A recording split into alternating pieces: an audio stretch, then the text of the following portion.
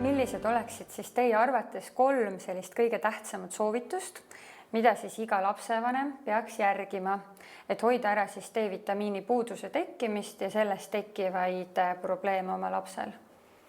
No ma alustan kõigepealt toitumisest, et palun, head lapsevanemad, vaadake üle, kuidas teie lapsed toituvad, et ikka mitmekülgne toitumine on oluline ja Eestis on kõik head kvaliteetsed toiduained saadaval, et palun andke selliseid toiduaineid, mis sisaldavad ka D-vitamiini, et rasvased kalad kindlasti on väga sobilikud toidud. Muidugi on lapsi, kes absoluutselt ei söögi kala, aga seda nagu regulaarselt tarbida, et see oleks väga nagu mõistlik, sest just see periood, millest me teiega praegu just rääkisime, see teismelise iga on tänapäeval võib-olla seinast seina, seal on noorukeid, kes siiski üritavad tervislikult toituda ja söövad köögivilju ja puuvilju ja nad hoolitsevad selle eest, et saaksid kõik vitamiinid ja mineraalid kätte.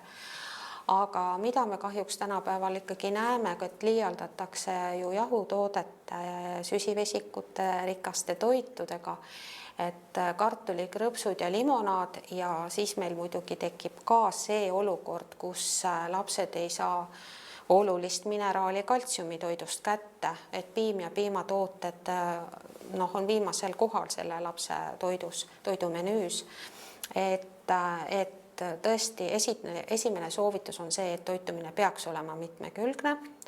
Siis teine soovitus on see, et ikkagi palju viibida värskes õhus.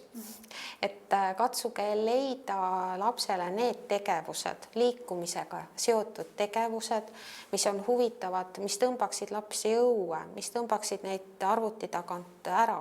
Et seda tuleks kohe maast madalast harjutada sisse et peab ikkagi väljas käima. Ja tõesti ei pea olema väga kaua, nagu ma teile ütlesin, et päikese käes viibimine, isegi veerand tundi on juba natukene profülaktilise doosi saamiseks oluline.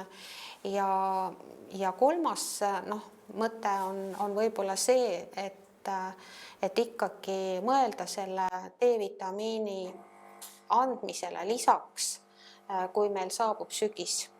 Et selleks, et hoida nagu lapsed tervena, tugevana, et ühest küljest siis mitte ainult see, et hambad ja luud nagu oleksid terved, aga ka oleksid haiguste suhtes kindlamad ja organism suudaks siis nende ägedate viirushaigustega võidelda.